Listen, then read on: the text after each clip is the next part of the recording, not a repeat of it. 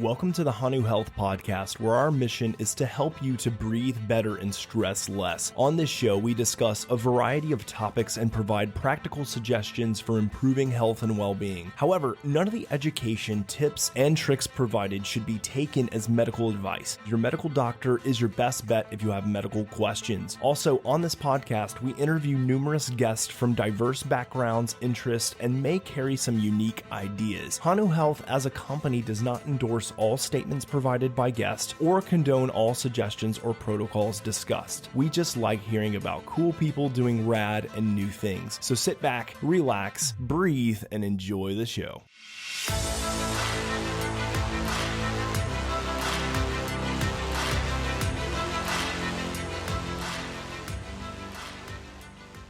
So Catherine, this morning I woke up and I was doing kind of my morning ritual, which a lot of my listeners know is quite extensive and intensive.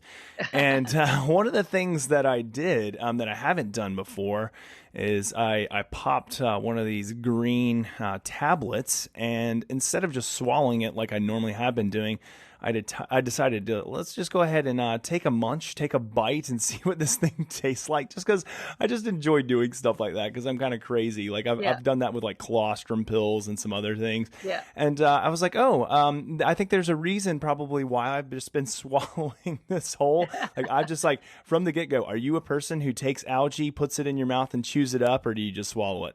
Oh, me. I chew them. Absolutely. I wouldn't deprive myself of the flavor, but I'm hardcore and I'm the founder. So, but, and I'm assuming that you use spirulina. When we get into the podcast, we'll review the differences, what they do differently, the two algae, spirulina and chlorella, and what they taste like, which is quite different. Because the chlorella is actually quite tasty, and you will always need far more than just one anyways to do anything. Right. So I hope you weren't just taking one. No, I took 30. So I think that's what's in a pack, right? Yeah. So I took 30 of them, and it was actually a couple of them that I put into my mouth. I had swallowed probably 25 of them, and then maybe like 5 or so I put in my mouth. Yeah. And I crunched away on them, and it was spirulina. It was the ENERGYbits. So if people haven't caught on yet, spirulina, algae, and then we'll talk about chlorella, algae as well. That Catherine's going to open up about because this is her area of expertise and this is her company.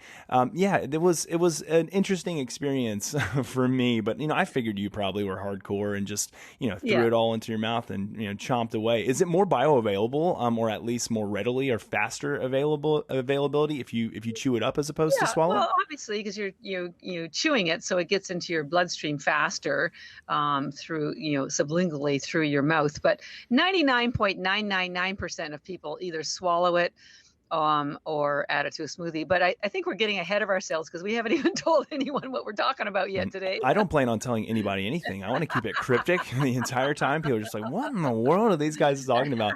But I thought I'd just throw that short anecdote out there about my experience of chewing algae tabs. But let's not get the cart before the horse here. Catherine, why don't you go ahead and introduce yourself? Talk about why you're talking about algae, why that's an interest of yours. Like, what's your background? Go ahead and open that up for us.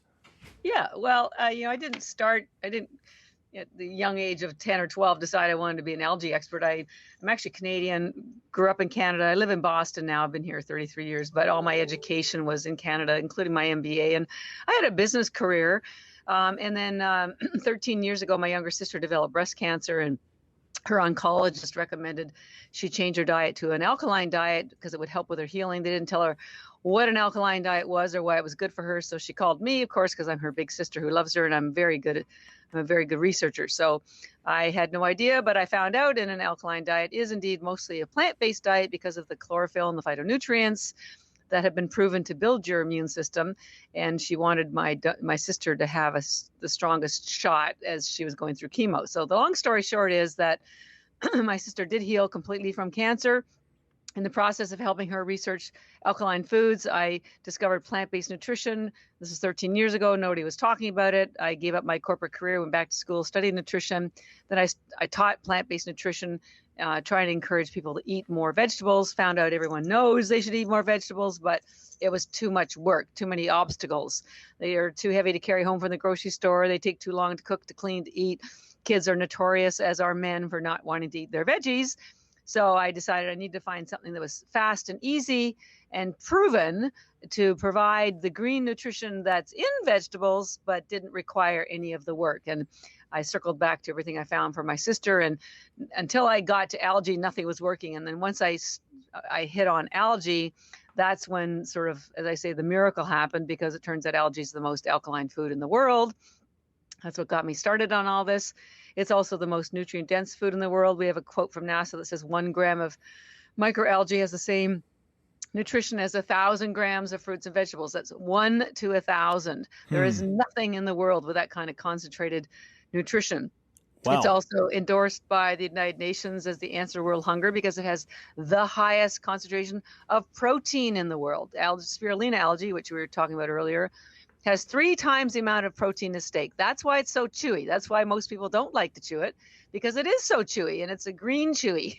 It's not like eating gummy bears or marshmallows or something that are loaded with sugar. This is pure chewy protein, and so there's no shame in swallowing it, and so we encourage people to do that. But anyways, endorsed by United Nations, NASA, the most studied food in the world. There are close to 100,000 studies documenting all the benefits I'm going to talk to you today about, that are in the NIH library and medical libraries all around the world. The problem is none of this science has made its way out to the public.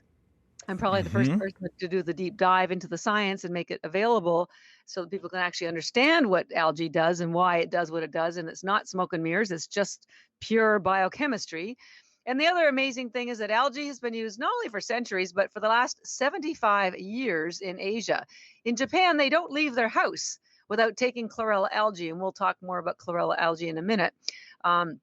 Chlorella algae and both spirulina and chlorella in Asia. 99% of it is grown in Asia. 99% of it is purchased in Asia. It's a multi-billion, that's with a B, multi-billion-dollar agricultural crop there. Now, 2 important things. First of all, it's such a huge industry. It's almost as big as the beef industry is here. And it's an agricultural crop. It's not a supplement. Okay, so supplements are made from extracts in factories with artificial ingredients. And it doesn't grow in the ocean. Algae does grow in the ocean, but not spirulina and chlorella. These 2 are harvested in water. It's called hydroponically as vegetables. They're no different than kale or broccoli, except they have 1,000 times more nutrition. So armed with all this information that is scientifically backed, used safely for 75 years, endorsed by international agencies like the United Nations and NASA, and that it provides all the nutrition that you need in seconds. 40 vitamins and minerals, highest protein in the world, highest chlorophyll in the world. I thought, okay, that's it. If I can get people to start taking algae here like they do in Asia, then we can help prevent a lot of illnesses. We can satisfy people's hunger. We can help them with their keto diets, with their intermittent fasting, with their reducing inflammation, with reducing their gut issues, their brain issues, fatigue, mental fatigue, physical fatigue. Algae does all of this, and it's proven. So that's why I'm pretty bullish on algae. And the fact that it doesn't taste very good, when you think of all the benefits that you get, you can put up with a little, maybe, and when you swallow it, by the way, there is no flavor, right? Right. No, there's no flavor. I mean, and I just chew it. And for me, it's one of those things, like, I've grown up, like, basically trying anything, especially in the supplementation world. It tastes better than whey protein does. I hate the taste of whey. Yeah. Well, and when you swallow it, like I mentioned, there's no flavor and there's no repeat. For years, I tried to use fish oil, and I'm going to tell you why you don't want fish oil anyways, but it always repeats on me. So you're burping up fish oil flavor all day long.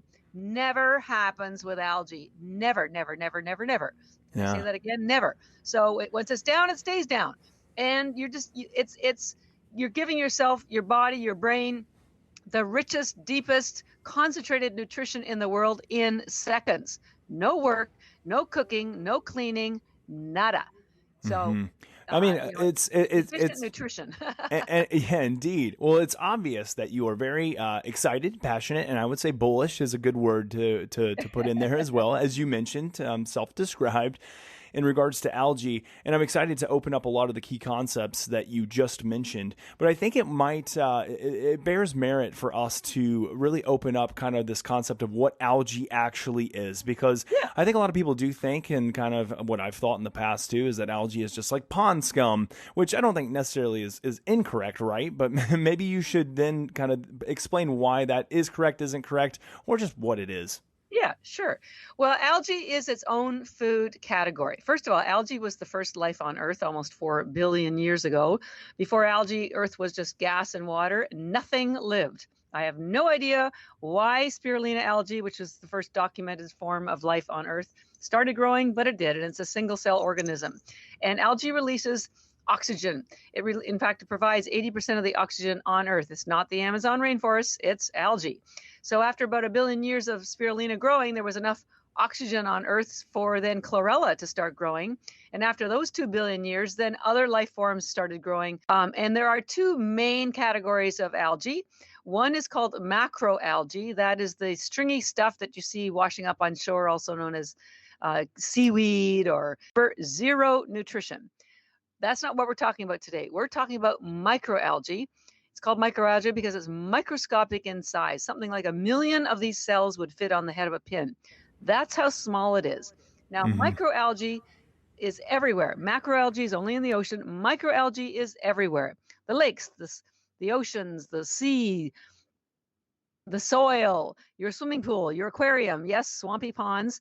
And there are tens of thousands, possibly 50,000 strains of microalgae around the world. Thousands and thousands and thousands of them. Wow. But the only two that are harvested as food crops are the two we're talking about today, spirulina and chlorella.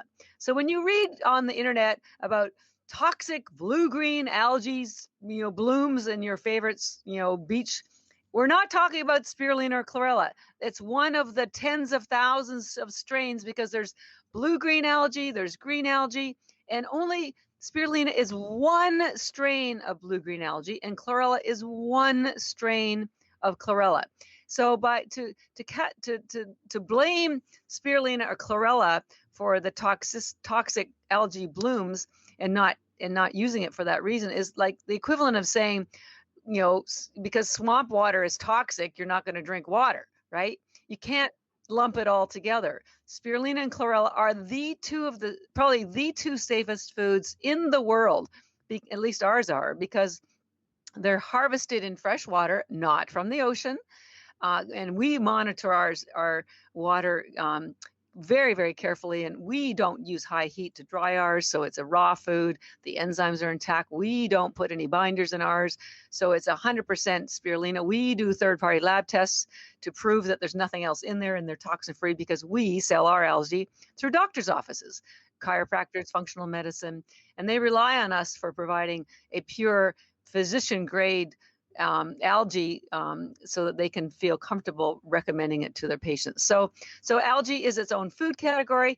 As I say, it's kind of a weird thing. It still doesn't have the perfect name, because sometimes it's referenced as a sea vegetable, but as you've just heard, some algae does grow in the sea, but the two we're talking about, spirulina and chlorella, do not.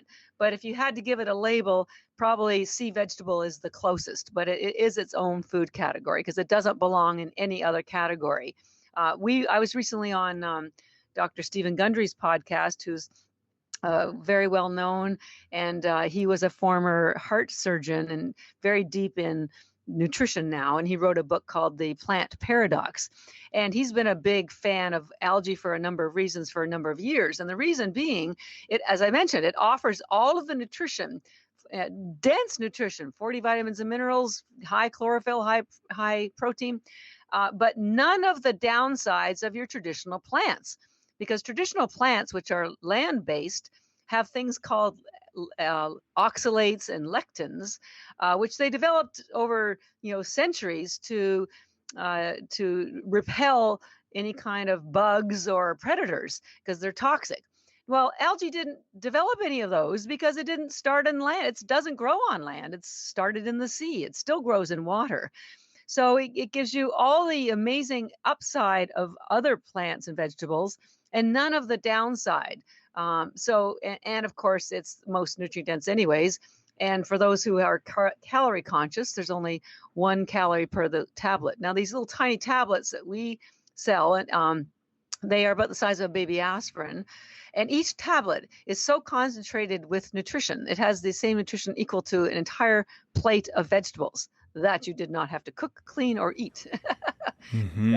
So anyway, Yeah. so it's, Well, and then you don't get the, like you mentioned too, I mean, lacking the phytotoxins and the potential detrimental or deleterious effects that some plants that do have. I mean, and I know that Stephen Gundry has talked about this. You have a lot of the carnivorous diet advocates, like Paul Saladino, who've also referred to this. And so, again, I'm not one that likes to demonize plant-based foods. I think there's a lot of benefit, especially, like, I'm a big advocate. We just recently had Dr. Nathan Bryan, who's the preeminent researcher in the world on nitric oxide.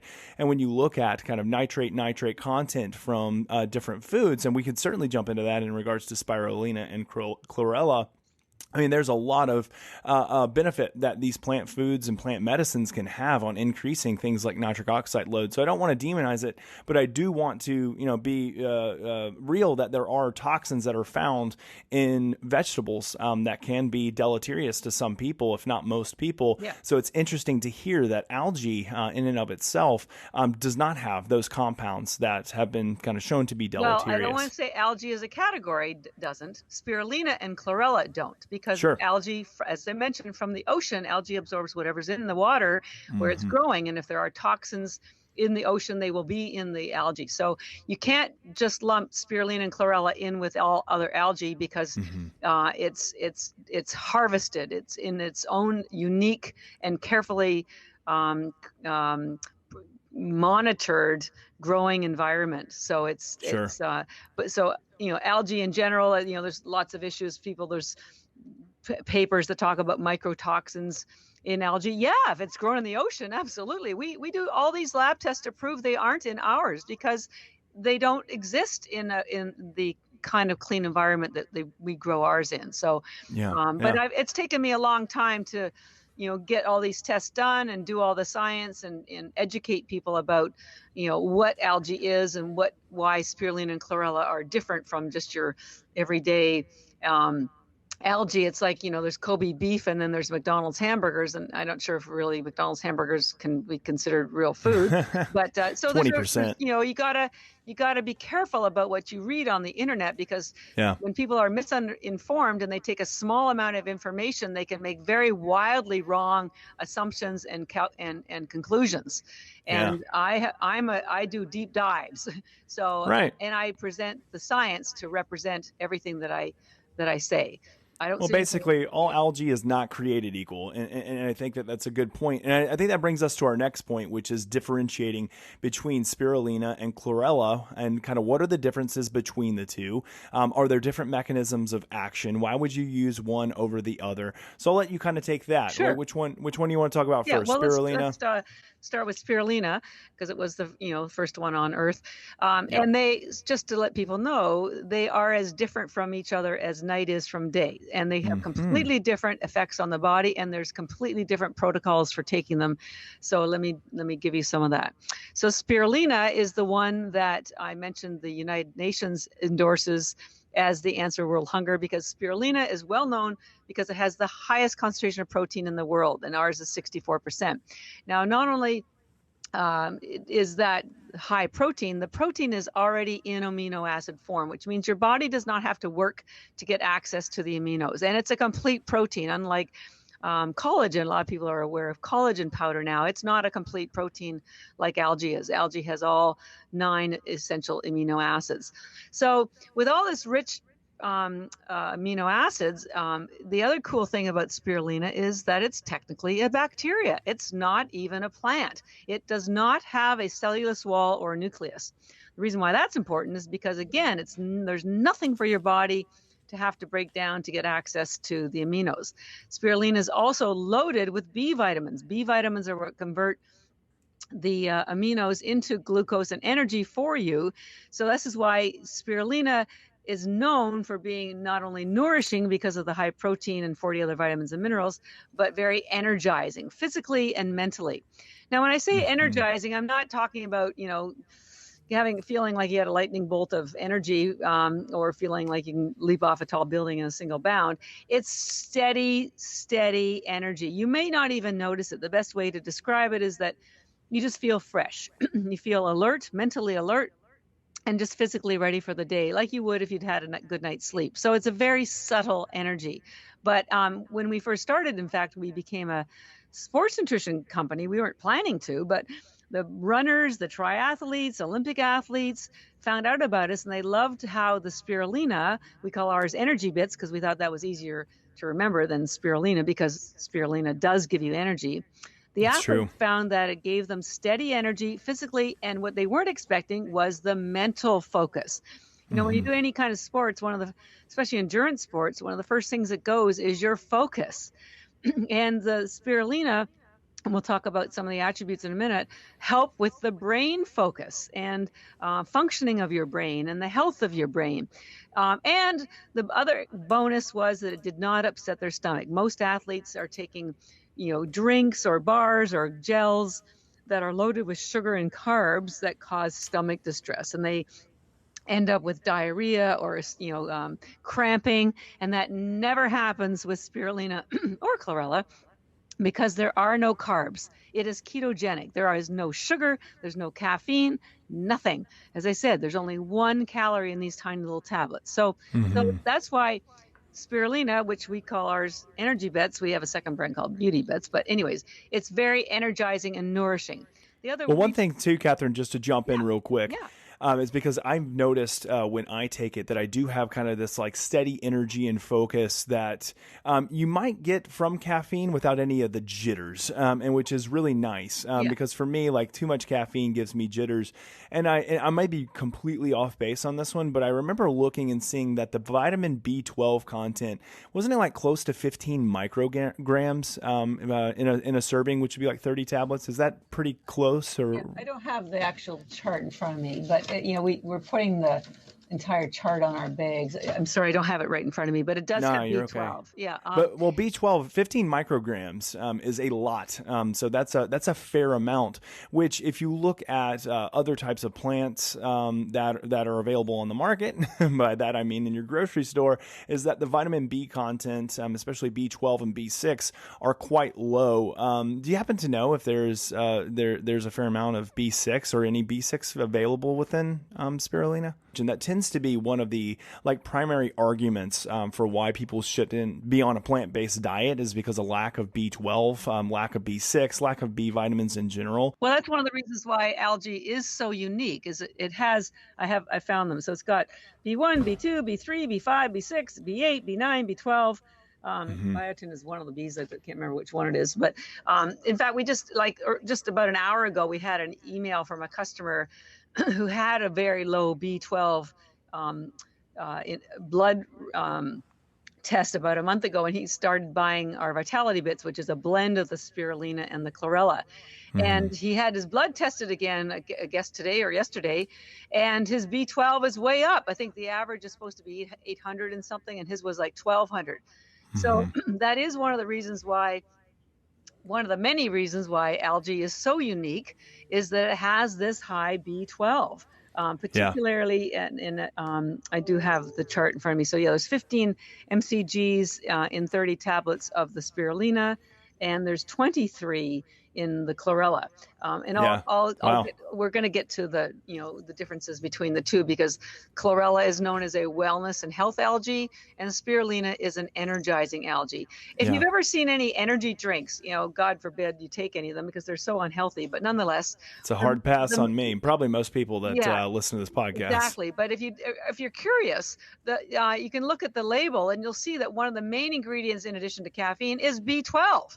Because it's known to be an energizing B vitamin. It's what converts into energy, the glucose and any other ingredient. One other key variable too, especially this is important for my listeners, is that B12 and B6 are primary synthesizers or B vitamins for the synthesis of different neuromodulating chemicals like serotonin and like dopamine. Without presence of B12 or B6, the synthesis from 5-HTP into serotonin and then L-DOPA into dopamine cannot happen. So we see a lot of people who go on plant-based diets, who maybe particularly aren't utilizing, let's say, ENERGYbits, that are not getting B12 or not getting B6 or nearly as much as they should be. And so they're not having that great synthesis to these neuromodulators, and they're finding kind of a lack of endurance, lack of focus, and kind of mood detriment. But what you're saying, and what would be indicative of what's in spirulina and chlorella, is a high B12, high B6 content that could help with the synthesizing of these neuromodulating chemicals, which I find fascinating. Yeah. Well, as I mentioned, first of all, algae can be a replacement for vegetables. And it doesn't give you the fiber, but of course, in some people, that's a good thing because fiber can cause a lot of stomach distress, as it does in me. But you don't have to cook, clean, or eat it, number one. So it saves you time and it saves you money. So it replaces vitamins, but it also replaces almost all supplements. And here's why I would recommend it over your supplements. Supplements are made from extracts that actually do not exist in nature. So your body doesn't recognize them and has a very hard time either absorbing them or utilizing them. The average is you absorb about 5 or 10% of whatever the nutrient is in the supplement. That's why the numbers on your vitamins are so high, because they know you're not going to be absorbing most of it. When you take algae, because it's food and because it has this unique ability to be absorbed almost instantly, you get all of the nutrients. And nutrition can be complicated because, and so when you try to sort of you think, well, I need some CoQ10 or I need some biotin or I need whatever. Then you start overloading on one nutrient and it throws off the balance. And I'm not saying you're going to do yourself necessarily harm, but you may be not doing the good that you think that you're doing. But because algae comes from nature and that we don't modify it in any way, and so the factors and cofactors and enzymes and coenzymes, everything works harmoniously. I make the analogy of, taking a supplement is like listening to a grade 3 soloist. But if you take algae, it's like the Boston Symphony Orchestra. Everything is there. It's much richer. It blends. One thing benefits the other. We know that certain foods and certain nutrients are absorbed better in the presence of other nutrients. For example, collagen. One of the problems with collagen powder is that your body can't utilize collagen unless there is the presence of zinc, vitamin C, and there's another one, maybe B6. And so it's all in the algae already. Collagen powder companies have to add those vitamins because they're not current in the powder itself. So your body needs certain things to be present to facilitate the absorption of another main vitamin. And if it's not present, then you may be taking that other vitamin, but you're not absorbing it. Because algae has everything in it already. It's very, what I call, again, efficient nutrition. Yeah, well, one of the big problems that we see in the supplement industry, and I would even say it's a pitfall of functional medicine as well, and I work very closely with a lot of functional medicine practitioners, close friends with many of them as well, is that it tends to be kind of like a supplemental pushing industry now, where that people also too, especially if they're not informed by their own data or blood work or biomarkers, will just kind of say, oh, well, I heard that, in order to increase mood, I should take 5-HTP, or I heard that I should take, methylcobalamin, B12, as a way to kind of supplement mood and stress health. And the problem is that a lot of people, it's not being informed by blood biomarkers. They're just taking it and they end up overloading on, one thing, like you mentioned. Whereas if we kind of look to Mother Nature, we kind of look to the things that are around us, I like the word that you use. It tends to be much more harmonious than us trying to just input all of this kind of outside and exogenous supplements to help us repair. And so I like that idea. I think that's especially something that's important in today's society. Again, trying to move away from kind of just like utilizing kind of these singular supplements, which again, sometimes can be effective, but for a lot of people, they're just kind of picking stuff off the shelf in their, local supplement store. Yeah. And so I like that idea as well. So, you've kind of mentioned, some You haven't really mentioned necessarily the differences between spirulina and chlorella, No, well, I have to. but you've talked about kind of the energy input Yeah. that you can get from spirulina. So I don't know if you want to say any more about that, or if we should switch over now to chlorella and you could tell us a little bit about the benefits there. Yeah, just I know your community is very interested in brain health, so I just want to mention a couple other things about why spirulina is very helpful for brain health. So, number one is that it has a very high amount of essential fatty acids. Now, it doesn't actually have a lot of omega-3, but it does have omega-3 in it. But it does have another very important essential fatty acid called GLA, which stands for gamma linolenic acid. Now, which is technically an omega-6, and normally, people shun, as they should, omega-6s because omega-6s are in a lot of processed foods. And the problem with when they have them in processed food is that they're exposed to heat, and it's the heat that triggers the omega-6 into being an inflammatory essential fatty acid. Now, and I want to prove to you why GLA, even though it's omega-6, is because we don't use high heat on our algae to dry it. It is still in its purest form. And what GLA does when it's not exposed to high heat is it reduces inflammation just like omega-3. And to show you how important GLA is for brain health, the only place in the world that has more GLA than spirulina is mother's breast milk. Now, why is it in mother's breast milk? Because the baby's brain doubles or triples in size within the first couple of years of birth. And that GLA that's in her breast milk is one of the important nutrients that facilitates that. Now, we all need healthy brains, regardless of what age we are at, but just, after the age of 2, you're not going to be getting any mother's breast milk. So spirulina is probably your best shot at getting concentrated GLA to help with that brain health. So that's number one. Number two is that spirulina also has boron. Now, boron is required for the synapses, is used in brain thought, and it facilitates coordination. So, and it's often a nutrient that is missing from a lot of people's diet, and it's in the spirulina as well. That and the fact that spirulina is known to be a vasodilator, which means that it opens up your blood vessels, which allows more blood and oxygen and nutrients to flow to all of your body, but particularly your brain. And that's one of the reasons why it also facilitates healthy and focused thought. We have a lot of people that use the spirulina. They have focus issues. And so it's just a very concentrated between the essential fatty acids, the protein, and the 40 other vitamins and minerals, of which I've mentioned a couple of them. It's just really great for your brain health and for your thought. Now, let's not forget, too, that it still has chlorophyll, although when we talk about chlorella, which I'd like to do next, chlorella is known for having the highest chlorophyll in the world. Again, spirulina, it has the highest protein.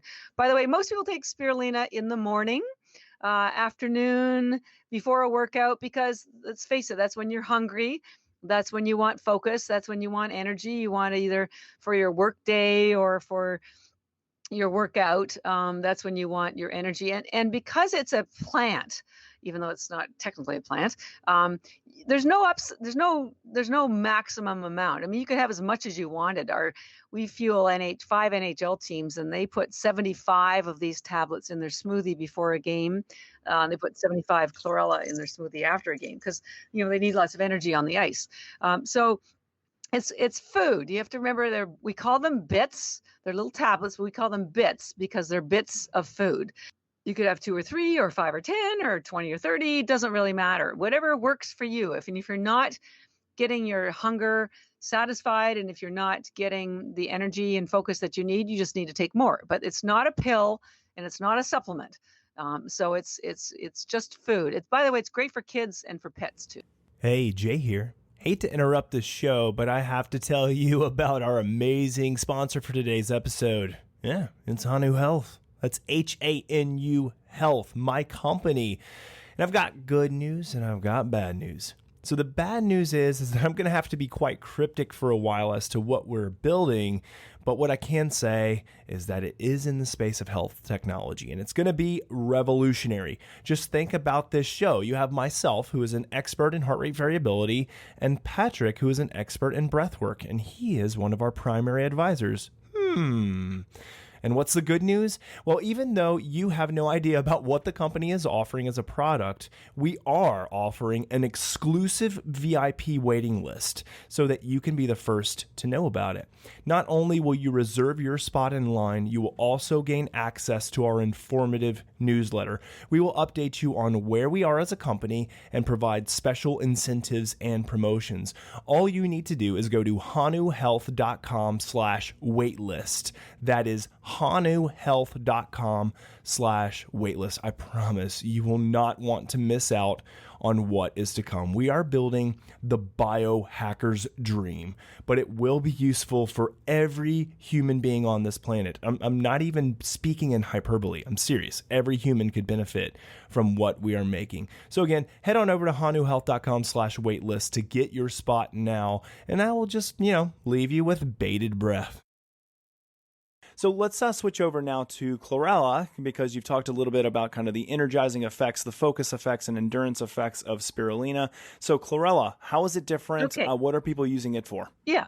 So chlorella will not give you energy, and it will not satisfy your hunger. What it does is it builds your immune system, builds your health overall, and pulls out toxins. And the way it does that is three main ways. Number one, as I mentioned, it has the highest concentration of chlorophyll in the world.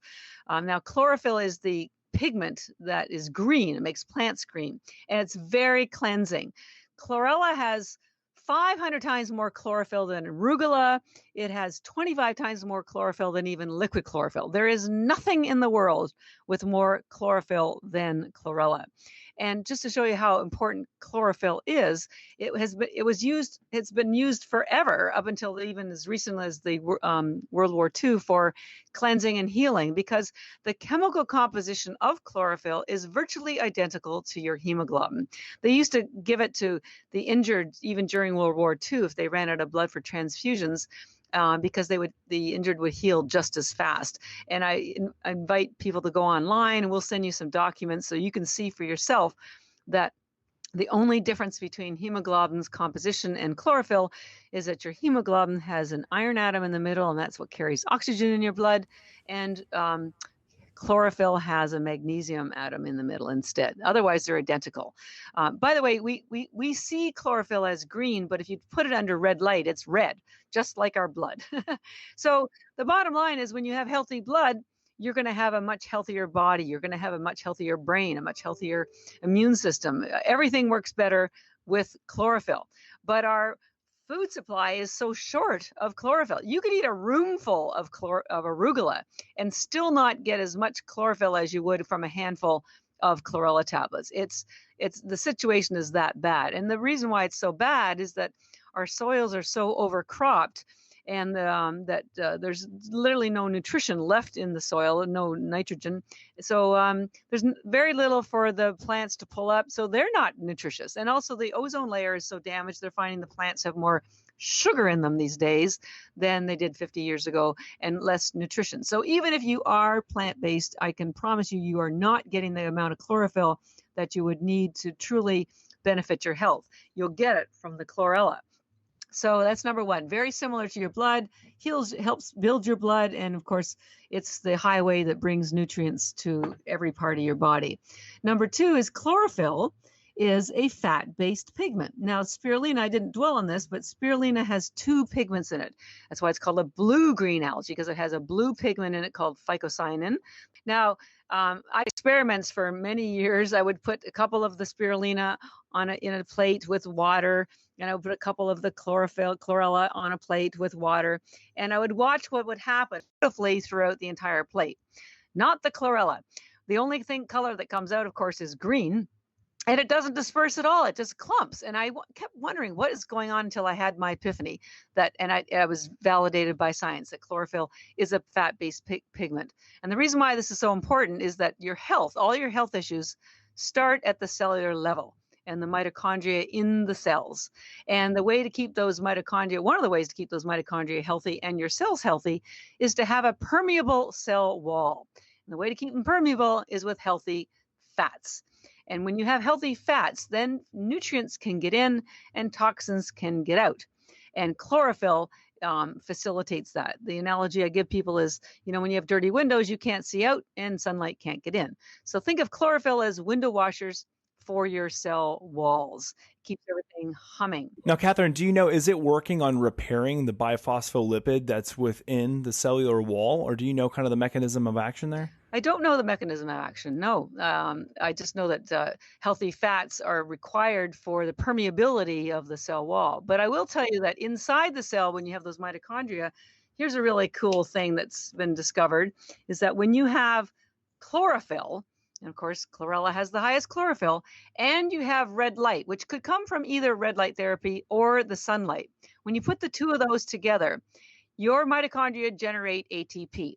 Now, we've all been told that as part of the Krebs cycle, the only way to generate ATP is either through anaerobic or aerobic processes. But with the chlorophyll and sunlight or red light therapy, it seems to generate it on its own. And the way it does that is that it recirculates the CoQ10 molecule, which is required for the generation of ATP.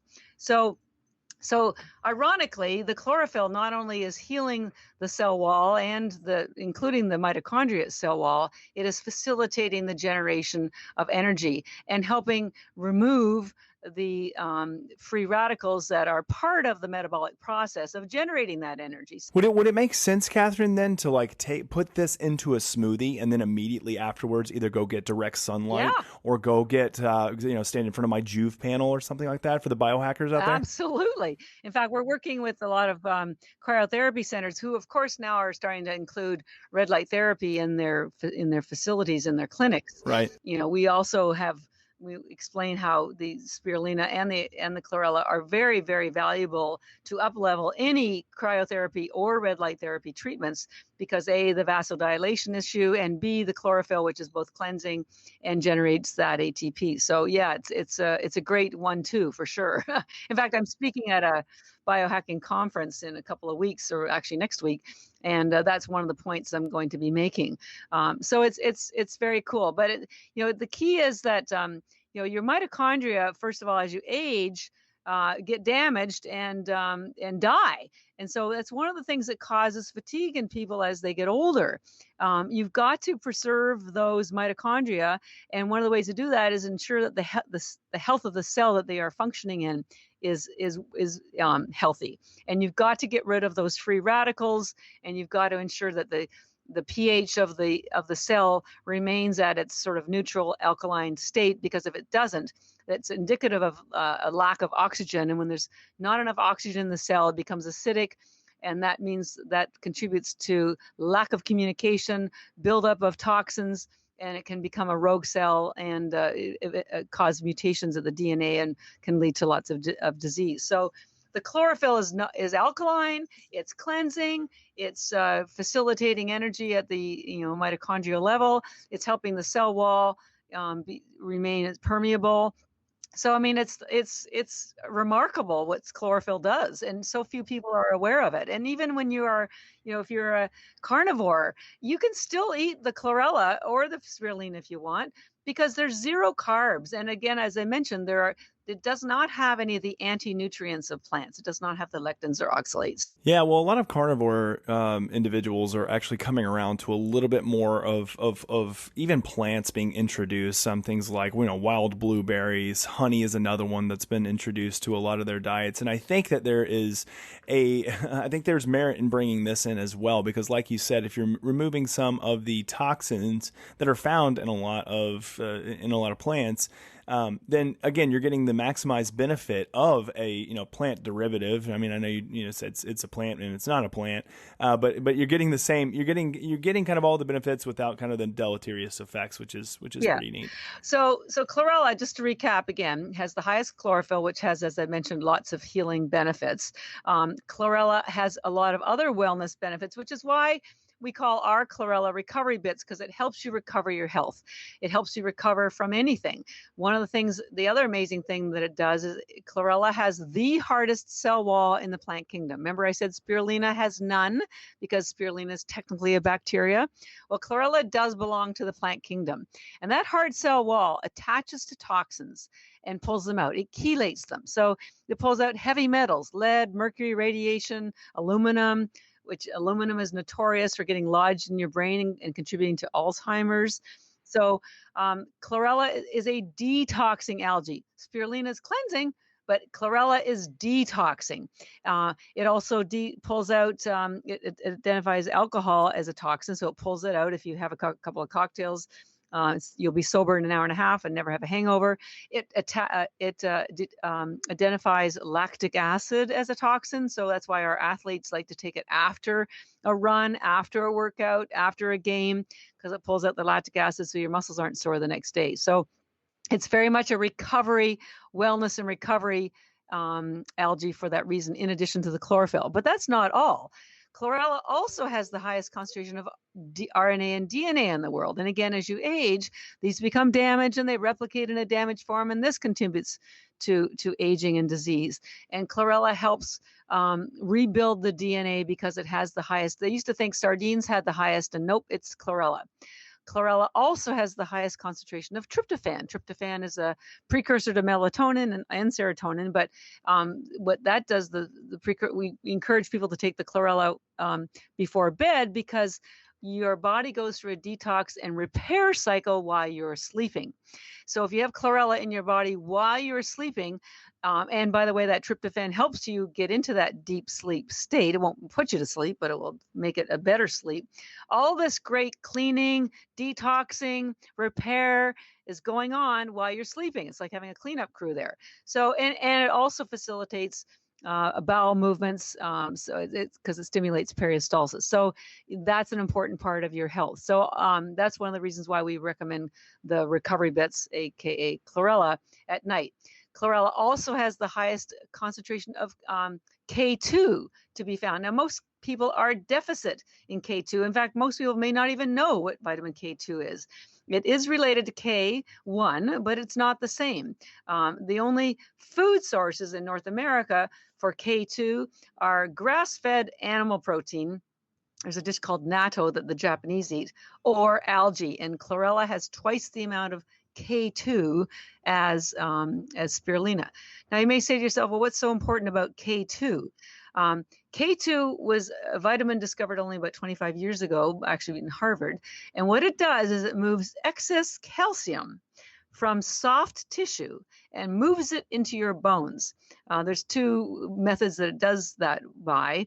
Now, why is that important? Well, they're realizing that a lot of heart disease, which is, the arteriosclerosis, is the hardening of the arteries. And guess what's hardening is the calcium. So when you get rid of the calcium and you do it with K2, you help prevent that. Things like kidney stones, that's calcification. Kidneys are soft tissue. So the K2 will help remove that calcium and again, move it into your bones. Wrinkles, your skin is a soft tissue. The excess calcium and free radicals damage your elastin and your collagen. The K2 will move that out of your skin and into your bones. But it's virtually impossible to get K2 from food supply. There's now supplements that you can buy, but I want to point out that the supplements are made from fermented chickpeas. And the K2 vitamin is a very complex one. There's different kinds. They're called M1, M2, M4, and M4 is the kind that gets into your brain. Only grass-fed animal protein, only food sources of K2 have the M4. All the ones that are made with the fermented chickpeas are a different kind of K2, and it cannot cross the brain barrier. So you get much more efficiency by getting your K2 from something like spirulina or chlorella than you do from a supplement. And if you're curious why you're short of K2, let me tell you how it works. It's related, as I mentioned, to K1, but humans cannot convert K1. K1 is in anything that's green, like kale or grass. We do not have the bacteria that can convert K1 to K2. Animals do. So up until the 70s, cattle were grazing on grass. Everything was fine. We would eat the animal meat, and we would get the K2 because they had the bacteria that converted the K1 that was in the grass into K2. And when we ate their meat, we got the K2. And then in the 70s or late 60s, the farmers realized that if they fed the animals corn and put them into enclosures, they would get faster, faster, and the farmers would make more money. So that's what they did. Instantly, the supply of K1 disappeared from our food supply because there is nothing green about corn. And they noticed that heart disease, the escalation of heart disease, followed exactly that timeline. So that's why there's no K2 in our food supply. And it's one of the contributors to heart disease. It contributes to a lot of issues like gout and kidney stones and whatever. So that's one more reason why chlorella is such a wellness algae, is it has K2 in it. Your daily requirement of K is in the chlorella. And if that wasn't enough, again, chlorella has a very unusual nutrient. It's not found anywhere else in the world or in the universe. It's called chlorella growth factor. It's a factor that speeds up the growth of your cells. That's why it helps all of your cells grow faster. They've done studies in this, and it's one of the reasons why actually any kind of research on biofuels has been with chlorella, because it's the fastest growing organism in the world, and it speeds up the growing of your own healthy cells, not unhealthy cells. So it does not speed up cancer cells. It only speeds the growth of healthy cells. So when you combine the speed of, speeding up the healthy cells, the high DNA and RNA, the high chlorophyll, which is cleansing, the high K2. It's got everything that you would ever want in your medicine cabinet, except it comes from nature and it's natural and it's food, and it still has 60% protein. So it's remarkable what it does. We usually recommend it at night because of this, facilitating detox process. But you can take it any time of day you like. I eat it all day long. I have it for breakfast, lunch, and dinner. I eat this stuff all day long. And on that note, I want to point out that it actually tastes pretty good. Now, it's not going to be like your grandmother's favorite dish, baked apple pie or anything, but it's definitely tastes better than spirulina. There's nothing you can do to make spirulina taste better. Chlorella, when you add some sea salt or eat it with macadamia nuts, which is a great keto food, or almonds, which do have high oxalates, or pistachios, or anything, slices of fruit, doesn't matter what you eat it with, it tastes delicious. It might take you one or two tries, but and the reason I encourage people to learn to like to eat chlorella is because now it can be your bedtime snack. It will take just the edge off your hunger. It won't really satisfy it like spirulina, but if you enjoy eating it, now you're giving your body what it needs to help with that cleanup crew. When you sleep, I'm sure your community knows this, but when you sleep and you're in deep sleep, your brain shrinks. It has its own lymphatic system. And so while that's happening and the brain is shrinking, if you have chlorella in your body, it's able to pull out those toxins like aluminum from your brain while you're sleeping. It's, this is what everyone dreams of, it's sort of like, having a trust fund. You don't have to do anything, and, things just come to you. Well, same thing with chlorella. If you take this before you go to bed, it does stuff for you that will facilitate your longevity, your brain health, your mental acuity. Everything just works better, cleaner. It's been used forever as for breath freshening. They use it for IBS and Crohn's disease, for colon cleansing. It's amazing what this stuff does, and it's all natural, and no toxins, period. Yeah, I think that it's the true definition of a superfood. A lot of things are touted as being superfoods, but they also have kind of a dark side to them. And we see this in a lot of plant foods, and we see this in animal foods as well. But this is one that sounds like a true superfood with really no downside or deleterious effects, which is pretty neat. Well, I will point out that because it is a detoxing algae, and if you took 5 or 10 a day, you would just get the wellness benefits from it. That for the detox, you need to have more in order to have enough for it to pull the toxins all the way out. And there's doctors like Dr. Klinghardt, who everybody who knows anything about chlorella agrees with this fact. So a lot of people, so you're going to need like 20 or 30 tablets to facilitate the detox. Now, the detox of your blood, like if you had alcohol or lactic acid in there, will take about an hour and a half. Spirulina, as I mentioned, takes minutes. Chlorella is different because it has that hard cell wall. So your blood will be cleansed in an hour and a half. Your cells will take anywhere from a week to 10 days, and your organs can take anywhere from 2 to 6 months. And the reason for the longer duration is because of the density of the cell structure. Your blood is very liquid, so it can change very quickly, and your cells a little bit better. But so when you are pulling out toxins from your cells, they need to travel through your blood system on their way out. So some people do have detox symptoms while that's happening. Not everybody, and it doesn't happen for long, but it could be, maybe headache, breakouts, a little bit of stomach distress, but it's very short-lived, and it's better to get those toxins out then let them silently damage your mitochondria or organs or whatever's going on. Again, spirulina is cleansing because it has chlorophyll, but it is not a detoxing algae.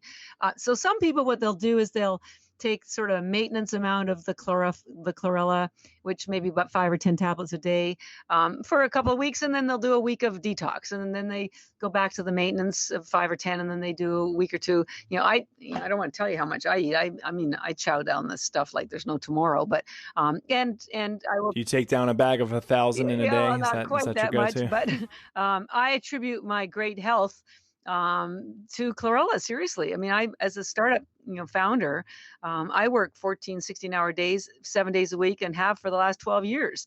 And I just turned 65, so I'm no spring chicken. And I, have more energy than my millennials who work for me. And I do my best for, sleep and exercise and all that other good stuff. But a large part of it I attribute to giving my body and my brain the nutrients they need to be at their best.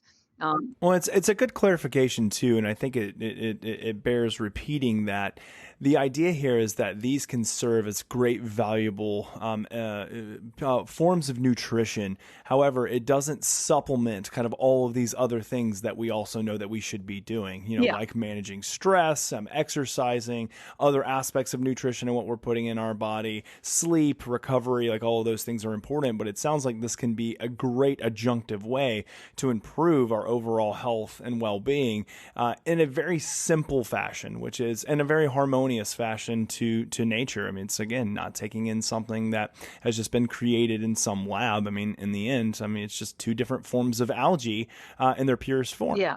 And I would like to also point out that algae is the most sustainable food in the world. And if you haven't seen the Netflix movie Seaspiracy, Seaspiracy, I encourage you to watch it, because even they point out that algae is one of the main answers to protecting the oceans, because there's so much overfishing for omega-3 because of the fish oil. And I point out, well, where do you think the fish get the omega-3 from? They get it from algae, right? So you can't get any lower in the food chain than algae. And so not only does it help algae save the oceans, you get, as I mentioned earlier, it releases oxygen to the atmosphere. You get 200 times more protein per acre than you do from animal farming. It's just, when you're looking after your own health and you're giving yourself self-care, self-care is the same as earth care. They're usually, working in concert, and you can't do just good nutrition. You need, as you mentioned, the sleep and the fitness and the mental, de-stressing activities.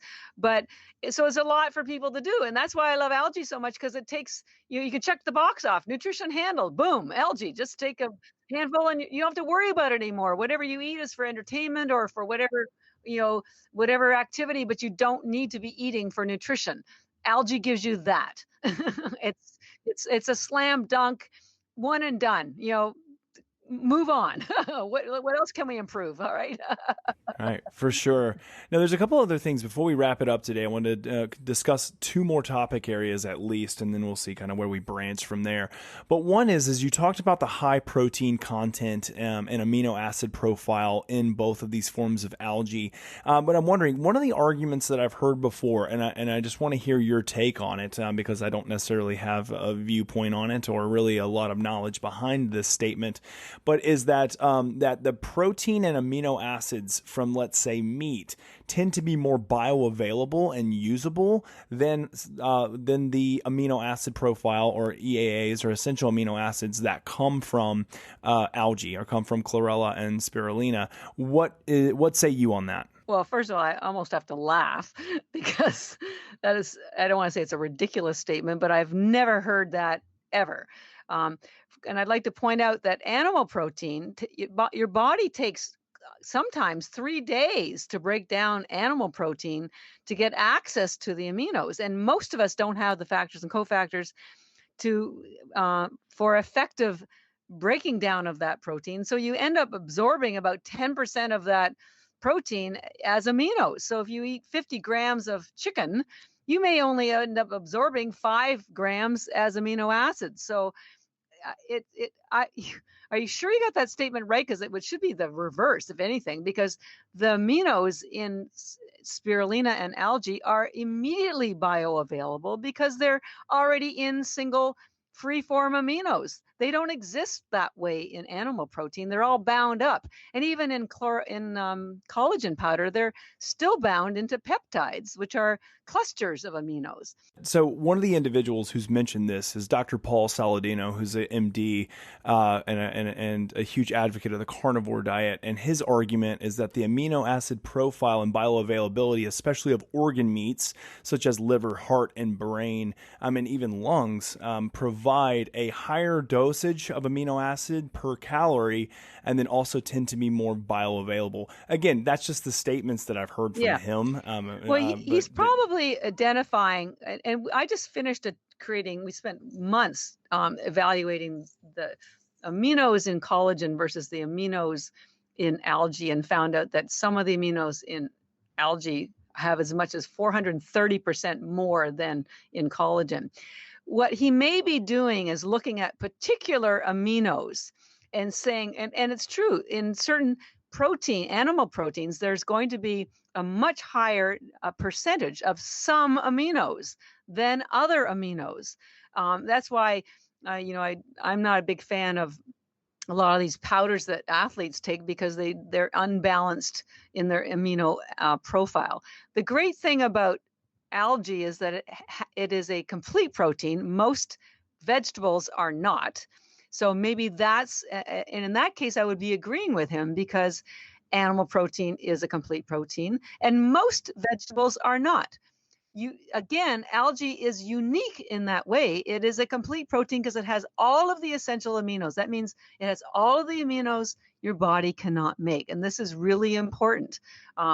And collagen is not a complete protein. So that's why a lot of vegetarians or vegans do mixing of different food groups, beans and rice, so they get that complete protein. Because again, as we mentioned earlier, you have to be careful because you may be thinking you're giving yourself a lot of one vitamin, but if you don't have the sort of the weak link, the thing that facilitates the absorption of that vitamin, you're not going to enjoy the benefits of it. So if you are not getting complete proteins, you are not enjoying all of the benefits of the restoration of your muscles or your organs or your bones. You need the complete proteins because your body can't make them. So I would be in complete agreement with him in that regard because he's pointing out that animal protein is much more complete than most or almost all other plant proteins. But again, algae stands alone because it is not technically a plant. So I would love to have his opinion on that. But so in that case, I would be in agreement with him. But because algae is an outlier, doesn't belong with all the other plants. Frankly, I consider algae the equivalent of a genius. It's like Albert Einstein. There is nothing else like it. It does all these things that you would never expect it to do, and it does it effortlessly in your body. So every time I do more research, it's like, are you kidding me? You do that too? So I think if he were to examine the nutrients in algae and the aminos in algae, I think he would probably make an exception for it. But Sure. so that so Yeah, I can. yeah, no, I think that makes sense. Yeah, I think that makes sense. And a lot of times he is kind of comparing and contrasting, especially organ meats and even to muscle meats with plants. So too, I can't even remember if he spoke directly to algae, but I think it is interesting that algae stands alone. So I appreciate your kind of clarification on there. One thing I do want to do before we wrap up is I really want to get down to brass tacks on this, because a lot of people are going to say, okay, like what is like the best protocol as we start, kind of as like maybe a loading phase if there need be one, and then kind of a maintenance phase. So just to kind of recap, I know you've talked about how spirulina, or what you guys term is ENERGYbits, is really kind of best used in the morning, but it doesn't have to be in the morning, and Chlorella at night. What is kind of like, again, a good starting, like if somebody says, I want both, like what is a good kind of like just basic protocol that people can utilize, both to either load if that need be, and then maintain kind of after a period of time? Yeah, there's no loading required, and you'll get the benefits within 15 minutes. Yeah, it's not that you have to build up to start seeing the benefits. You may not notice them initially, but because most people, maybe not your community, but most people are nutrient deprived. So we don't want to shock their system with such concentrated nutrition that they won't know how to, what to do with it. So if you want to be very cautious and conservative, just start with 2 or 3 tablets of each. You won't notice much, if anything, because 2 or 3 won't do a huge amount, but we're not here to sell product. We're here to help people be healthy. So I always like to err on the conservative side. And if you feel improved energy, improved focus, and with 3, then stay with 3. A better amount to aim for on a daily basis is probably 5 or 10. If you could, if you want to do a meal replacement, I would recommend, for spirulina, we're talking just about spirulina right now, closer to 20 or 30. Now, 20, 50, or even 15, and certainly for workouts, 15 or 20, because you'll get better energy. It'll satisfy your hunger. It's that amount also for intermittent fasting, but start as cautiously as you want. Like I said, 2 or 3 tablets is great. 5 or 10 on a daily basis. Remember now that this will replace many of your other supplements. It will replace your multivitamin, your fish oil, your CoQ10, your biotin, your magnesium, your potassium. There's 5 or 6 that you don't have to buy anymore, and they always run out at different times, and it's just an annoyance. And if you travel, you got to take all these things. So again, why I like algae, it's just like it's all rolled into one. So, Sure. and Yeah. because spirulina satisfies your hunger, it also can be a solution for snacking, for workout fuels. If you're keto or vegan, they both work. Paleo, carnivore, they work with everything. So that's spirulina. Start with a couple if you want, get up to 5 or 10. More always gives you a better outcome. And for athletes, we encourage you closer to 20 or 30.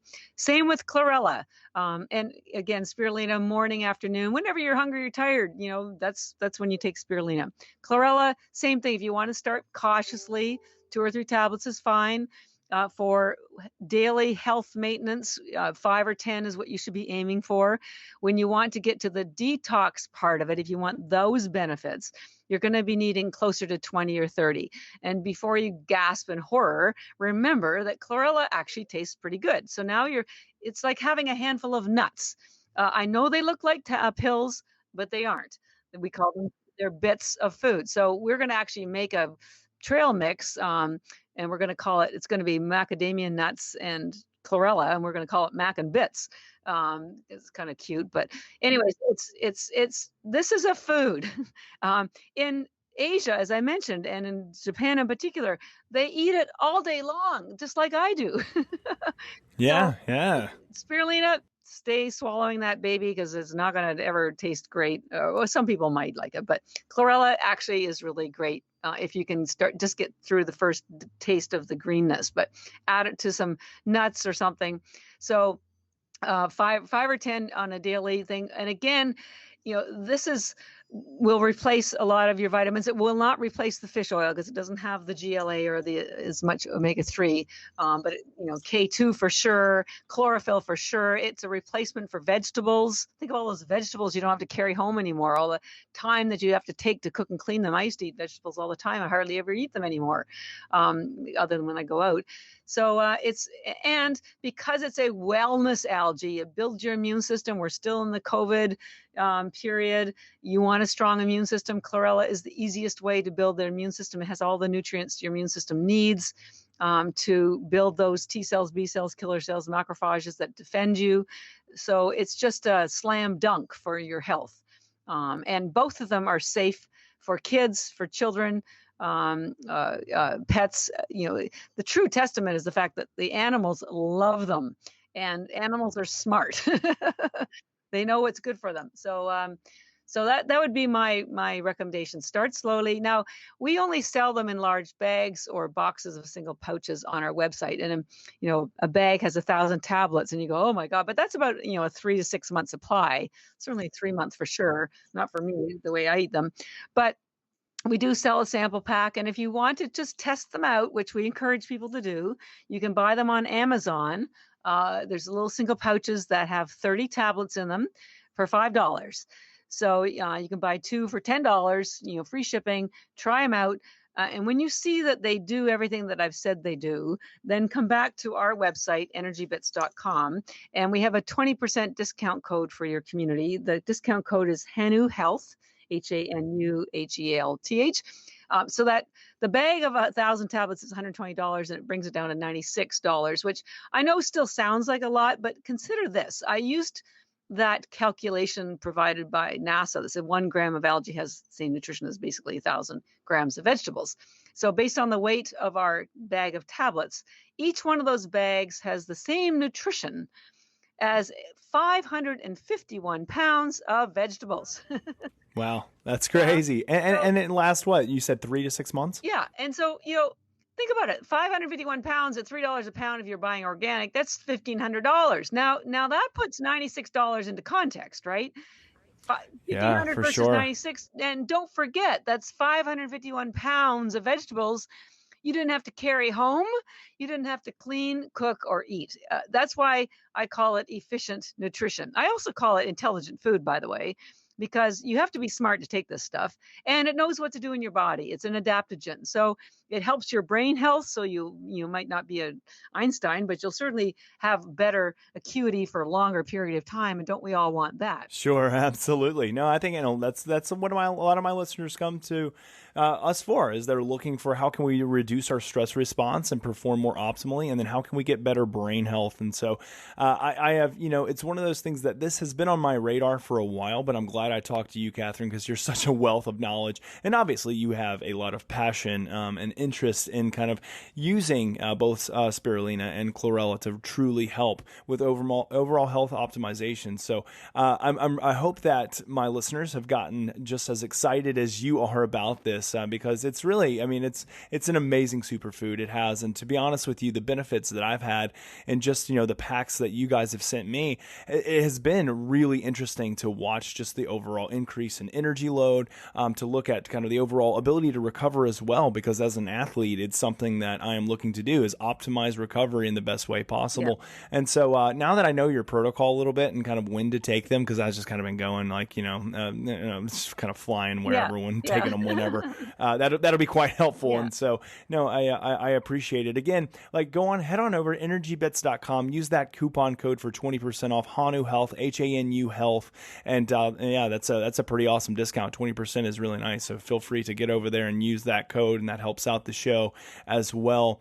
You can also be found on Instagram, right? At ENERGYbits? Yeah, at ENERGYbits. And we also have one for our Beauty Bits product. We do have another spirulina called Beauty Bits, because we found women didn't like the ENERGYbits packaging, and because the high protein and antioxidants help build your collagen and your elastin, but they are identical. So we do have at Instagram at Beauty Bits, but at ENERGYbits is the main Instagram handle. Same with Facebook, Twitter, and Pinterest. And we post regularly, lots of science, lots of comparative charts. We're here to educate people about algae. Why should Why should the Asian community be the only ones benefiting from this? And I like to point out to people and to you that algae isn't new. It's just new to you. It's been used, as I mentioned, for 75 years in Asia, and just like other really wonderful products that are finally here in America, things like CBD and kiwa and chia seed and matcha. These were all things that have been used in other countries for centuries, but it took somebody some wherewithal to introduce them to America and educate people about what they are and how they work. And so we're just doing the same thing for algae. It's not new. It's just very unknown and very misunderstood outside of Asia. So we're just here to help move the needle a little bit. Yeah, well, I really do appreciate just the vast amount of information and education you've provided us. I've learned a lot today. Yeah. You know, I've tried to do a lot of research prior to having guests on to podcasts, but I mean, just hearing kind of from you today, like I've learned so much just in regards to kind of like how I can use both types of algae in conjunction with one another for different health benefits. Yeah. So, Catharine, it has been a blast having you on the Hanu Health Podcast. I really hope to have you back at some time. Again, thank you so much for coming on. You're welcome. Thank you. All right. Well, that's going to wrap it up for us today on the Hanu Health Podcast. You all take care. Enjoy your week, and we'll see you next Friday. Thanks for listening to the Hanu Health Podcast. We hope you enjoyed the show. This podcast would not happen without listeners and supporters like you. And the best way to support us and the show is to head on over to iTunes and provide us with a 5-star review. This helps us reach others and spread the good word of breathing and stress resiliency. If we read your 5-star review on air, please reach out to podcast@hanuhealth.com with your name and mailing address, and we will send you some sweet Hanu gear. Until next time, breathe better and stress less.